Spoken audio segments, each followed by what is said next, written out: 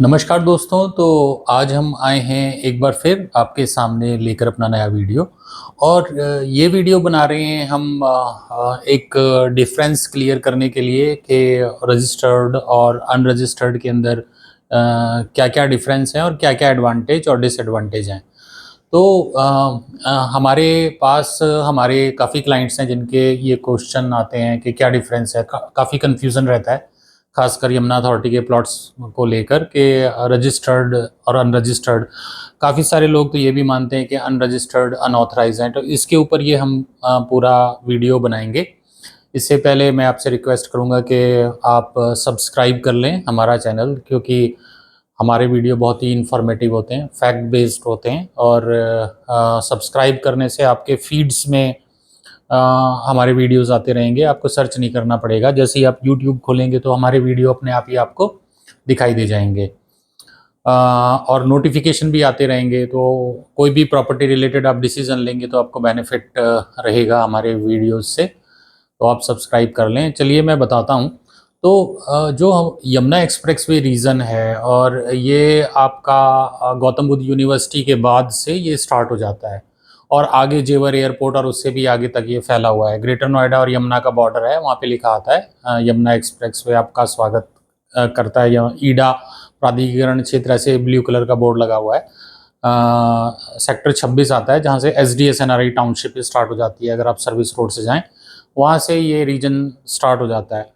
यहाँ पे जो प्लॉट्स हैं वो 60 मीटर, 90 मीटर, 120 मीटर, 162 मीटर, 200, 250, 300, 500, 1000, 2000 और 4000 मीटर के प्लॉट्स हैं।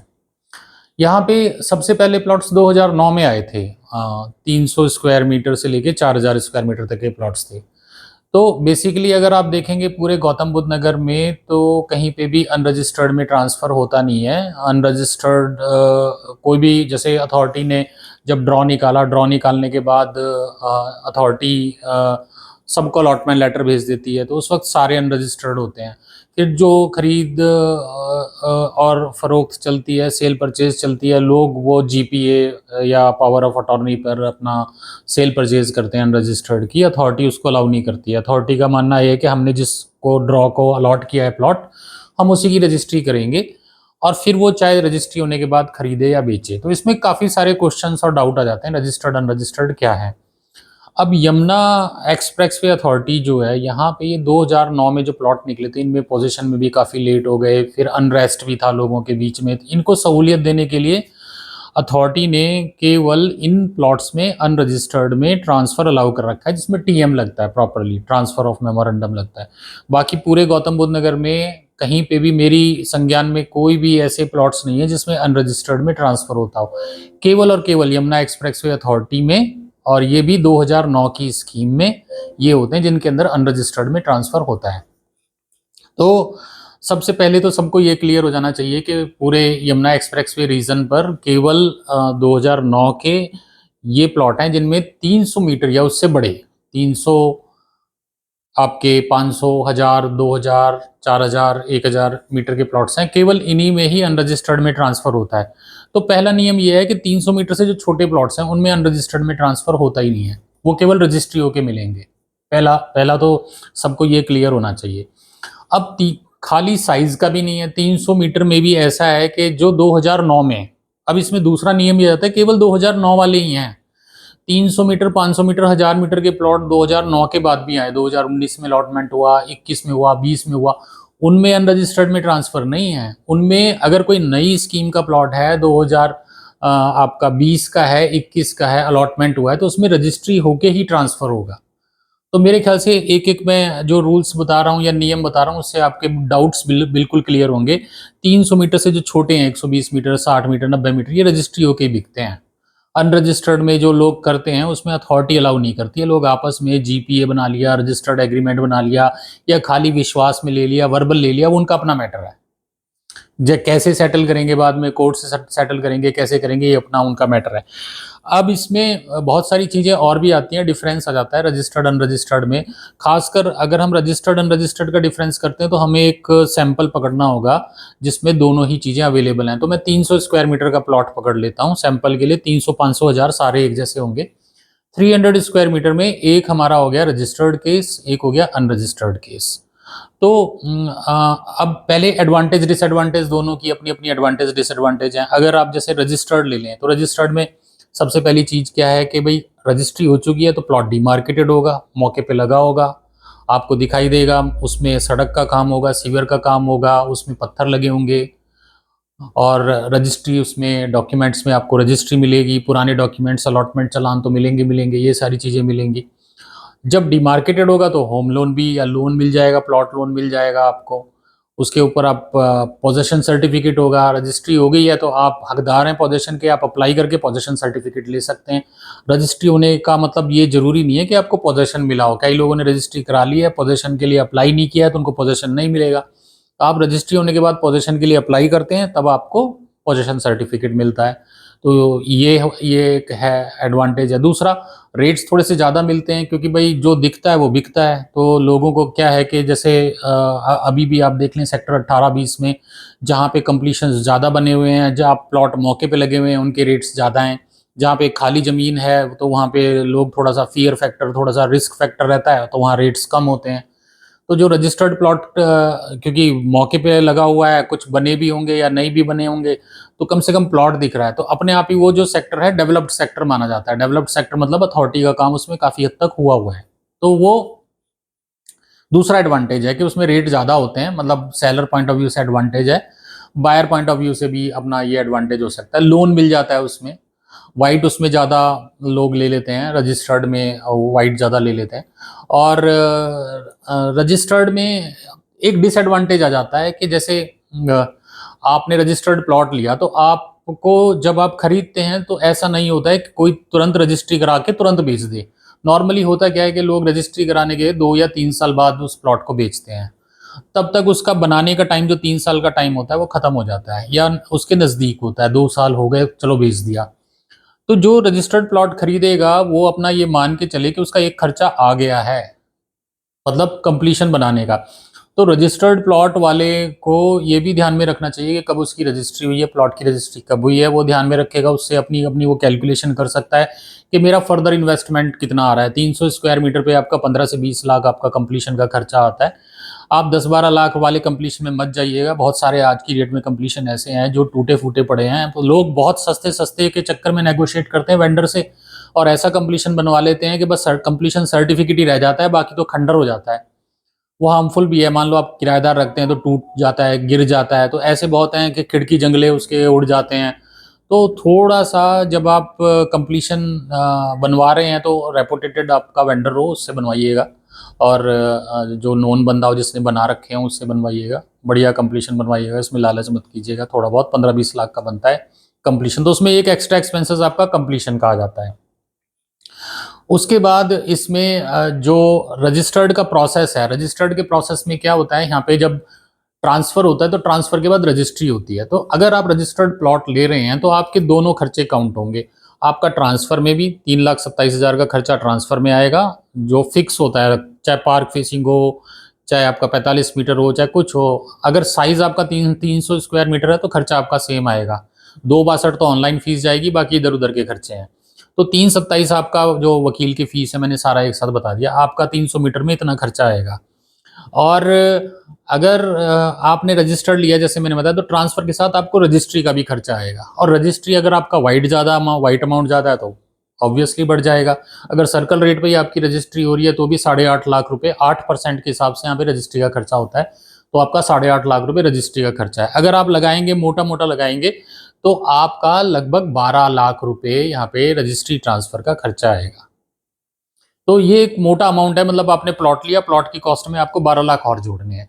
अगर उसमें मान लो आपकी कोई पीएलसी भी है तो वो फर्दर हो जाएगा। स्टैंप ज़्यादा है तो ज़्यादा हो जाएगा। मान लो किसी का 2 करोड़ का वाइट है तो डबल कर ले, मतलब 8 दूनी 16 लाख रुपए उसके रजिस्ट्री में खर्चे होंगे। स्टाम्प बढ़ जाएगा उसका 8% के हिसाब से। तो ये खर्चे अपनी कैलकुलेशंस आप अपनी टेबल बना के ऐसा काम कर सकते हैं जो आप आपके अदर एक्सपेंसेस आप कैलकुलेट कर सकते हैं। अब इसको आप डिसएडवांटेज भी बोल सकते हैं कि भाई आपने ट्रांसफर किया और तुरंत रजिस्ट्री कराई। अब अगर हम इसका कंपैरिजन अनरजिस्टर्ड से करते हैं तो अनरजिस्टर्ड, बहुत सारे लोगों को रजिस्टर्ड पसंद है और बहुत सारे लोगों को अनरजिस्टर्ड पसंद है।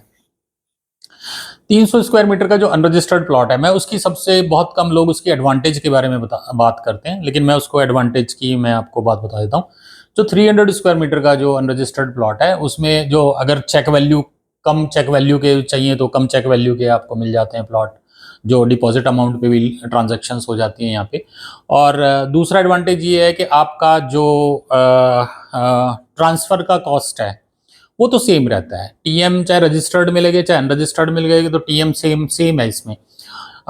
एक एडवांटेज है जो रजिस्ट्री का खर्चा आता है 8.5 लाख रुपए या जो भी वाइट के ऊपर जो रजिस्ट्री का खर्चा देना है, वो आपको अभी नहीं देना है, जब रजिस्ट्री होगी तब देना है। तो टाइम बीइंग के लिए आपका जो 8.5 लाख की कॉस्ट है वो बच जाती है। ये दूसरा एडवांटेज है कि आपने ट्रांसफर कराया, जैसे फॉर एग्जांपल आपने कोई प्लॉट लिया और 6 महीने साल बाद उसको बेचना है, तो आपने रजिस्टर्ड प्लॉट लिया, उसमें 12 लाख आपके लग गए, वो तो रिकवर नहीं होने आपके, 12 लाख लग गए। तो अगर आप मान लीजिए ट्रेडिंग कर रहे हो, 6 महीने साल भर के अंदर ट्रेडिंग कर रहे हो, या आपका डिसीजन चेंज हो जाता है बेचने का, तो रजिस्टर्ड प्लॉट में वो तो गया आपका 12 लाख रुपए। लेकिन अनरजिस्टर्ड में आपने मान लो 327 का लिया, तो आपका 327 मान लो एप्रिसिएशन में कवर हो गया, तो आपको प्रॉफिट ज्यादा हुआ। तो आप जो अनरजिस्टर्ड को जब बेचने जाते हो, तो आपका जो ट्रांजैक्शनल कॉस्ट है वो 327 वही रहती है, वहां पे ट्रांजैक्शनल कॉस्ट 12 लाख रुपए रहती है, जो आपकी एप्रिसिएशन में लॉन्गर पीरियड में कवर होती है। तो ये एक दूसरा एडवांटेज है आपका जो अनरजिस्टर्ड प्लॉट का है। एक तीसरा सबसे बड़ा एडवांटेज है अनरजिस्टर्ड प्लॉट का, होल्डिंग पीरियड। तो जैसे आप अनरजिस्टर्ड पीरियड है उसको आप लंबे टाइम तक होल्ड कर सकते हो। भाई कैसे होल्ड कर सकते हो? अनरजिस्टर्ड है तो कंप्लीशन बनाने का झंझट नहीं है अभी आपको, क्योंकि पहले तो रजिस्ट्री का लेटर आएगा। इवन रजिस्ट्री का लेटर भी आया तो उसमें 6 महीने आपको वैसे मिल जाएंगे, रजिस्ट्री कराने के लिए अथॉरिटी टाइम लेती है। फिर 6 महीने बाद आप रजिस्ट्री कराएंगे, रजिस्ट्री कराने के बाद भी आपको 3 साल मिलेंगे, 3 साल के बाद थोड़ा बहुत कभी कभी एक्सटेंशन मिल जाता है। भाई हर एक सेक्टर में ऐसा पॉसिबल नहीं होता कि अथॉरिटी तुरंत बिजली पानी दे दे, कई बार ऐसा होता है बिजली पानी अथॉरिटी की तरफ से डिले हो जाता है, तो लोग जो हैं बिना बिजली के बिना पानी के कैसे मकान बनाएंगे, तो उनको एक्सटेंशन मिल जाता है, एप्लीकेशन वैप्लीकेशन लिख के काफी लोग एक्सटेंशन ले लेते हैं। तो ये भी एक प्रोविजन रहता है। तो ये दूसरा एडवांटेज है अनरजिस्टर्ड के अंदर। और जैसे मैंने बताया ट्रेडिंग का एडवांटेज है, केवल 327 लगे और 1 साल बाद प्लॉट बेच दिया तो ट्रांजैक्शनल कॉस्ट आपकी केवल 327 लगी। जो डिसएडवांटेज है अनरजिस्टर्ड का वो ये है कि वैल्यू थोड़ी सी कम होती है रजिस्टर्ड से। क्यों? आप खरीदोगे सस्ता तो बिकेगा भी सस्ता, क्योंकि दिख नहीं रहा, या दिख भी रहा है तो भी मतलब कॉस्ट अनरजिस्टर्ड है तो कम है। एक डिसएडवांटेज ये है कि अनरजिस्टर्ड प्लॉट में आपको पोजेशन के जो चार्जेस हैं वो देने पड़ते हैं, लीज रेंट देना पड़ता है। और अनरजिस्टर्ड का चलो 2009 का है तो लीज रेंट कम जाता है, क्योंकि अलॉटमेंट पुरानी है तो पुरानी अलॉटमेंट पे कॉस्ट कम होती है तो लीज रेंट कम जाता है उसमें। फॉर एग्जांपल 300 स्क्वायर मीटर का जो अगर प्लॉट है आज की डेट में वो 1,05,00,000 का है, तो उसका लीज रेंट 10 लाख नए प्लॉटों का, तो 10 लाख लीज रेंट है। उनका कंपेयर करें अगर हम 2009 के प्लॉट से, तो वहां पे जो 2009 के जो प्लॉट हैं वो 300 स्क्वायर मीटर में वहां पे 1,42,500 केवल 1,42,500 लीज रेंट जाता है। तो ये थोड़ी सी अनरजिस्टर्ड में ये एडवांटेज मिल जाती है कि जो अगर पुराने प्लॉट हैं तो उनका लीज रेंट कम है। इसमें रजिस्टर्ड है तो उसमें अगर आपने कोई रजिस्टर्ड प्लॉट लिया तो उसमें आपको सोचने वाली बात ही नहीं है, क्योंकि उसमें तो क्या है कि आपका पोजेशन टाइम चार्जेस पेड होते हैं, और यहाँ पे अनरजिस्टर्ड में आपको लगभग 1.5 पौने 2 लाख के करीब के जो पोजेशन वाले चार्जेस होते हैं वो पे करने होते हैं। तो ये एक बहुत बड़ा एडवांटेज डिसएडवांटेज का कंपैरिजन मैंने आपको बताया रजिस्टर्ड और अनरजिस्टर्ड प्लॉट में।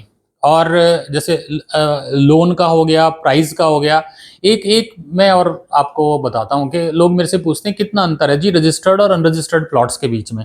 देखो हम क्या करते हैं, जब रजिस्टर्ड अनरजिस्टर्ड को कंपेयर कर रहे हैं तो हम ऐसा नहीं करेंगे आई ब्लॉक का तो रजिस्टर्ड उठा लिया और एन या पी या के का हमने अनरजिस्टर्ड ले लिया, उसमें तो 40 लाख रुपए का अंतर आएगा। अगर हमें रजिस्टर्ड अनरजिस्टर्ड में कंपेयर करना है तो सेम पॉकेट के बराबर वाले दोनों प्लॉट्स उनका कंपैरिजन करना चाहिए। एक प्लॉट, दोनों प्लॉट मान लो डिमार्केटेड हैं, दोनों में लेटर आ गया है, एक बराबर का प्लॉट है रजिस्टर्ड और एक अनरजिस्टर्ड है। उनमें पहले जब अनरजिस्टर्ड प्लॉट होते थे तो डिफरेंस बहुत ज्यादा होता था, लेकिन आज की डेट में रजिस्टर्ड प्लॉट्स भी काफी हो गए हैं, मार्केट में काफी रजिस्टर्ड प्लॉट्स आते हैं। तो इसलिए आज जो डिफरेंस है वो 5 से 6 लाख रुपए का, अगर मान लो दोनों प्लॉट बराबर में है तो रजिस्टर्ड में इतना डिफरेंस है 300 मीटर वाले में। अगर हम जैसे 500 मीटर में जाते हैं तो 500 मीटर में आपने देखा होगा रजिस्टर्ड और अनरजिस्टर्ड में ज़्यादा अंतर नहीं मिलेगा 500 में। रीज़न क्या है, 500 मीटर में almost every plot is registered, आपको अनरजिस्टर्ड बहुत कम मिलते हैं 500 स्क्वायर मीटर में। तो इसलिए अब वहाँ पे जब सप्लाई ज़्यादा हो गई है तो वहाँ पे बेशक 500 स्क्वायर मीटर का प्लॉट 300 स्क्वायर मीटर से ज़्यादा है, बट ये सिचुएशन भी मैटर करती है कहीं कहीं पे। 500 स्क्वायर मीटर में आपको 5-10 लाख रुपए का ही रजिस्टर्ड अनरजिस्टर्ड में डिफरेंस है, ज़्यादा डिफरेंस नहीं है। क्योंकि लोग जो हैं बहुत सारे ऐसे भी हैं जो अनरजिस्टर्ड को ही ढूंढते हैं कि हमें अनरजिस्टर्ड ही चाहिए, because of investment, because of trading, because of check amount, तो वो अनरजिस्टर्ड ही प्रीफर करते हैं। तो दोस्तों ये था हमारा एक वीडियो आज का, और अगर आपको अच्छा लगे तो आप लाइक कीजिएगा। पिछले वीडियो में काफ़ी सारे लाइक्स आए थे, उससे पता लगता है कि आप वीडियो पसंद कर रहे हैं या नहीं कर रहे हैं। जितने व्यूज़ होते हैं उससे ज़्यादा लाइक आते हैं। कोई भी आपका क्वेश्चन हो तो आप कमेंट बॉक्स के अंदर अपना क्वेश्चन डाल सकते हैं, हम उसका आंसर देते हैं। लगभग सभी क्वेश्चंस का जो रिलेवेंट होंगे उनका हम आंसर ज़रूर देते हैं। तो सब्सक्राइब भी कीजिएगा, और वीडियो देखने के लिए बहुत बहुत धन्यवाद। नमस्कार।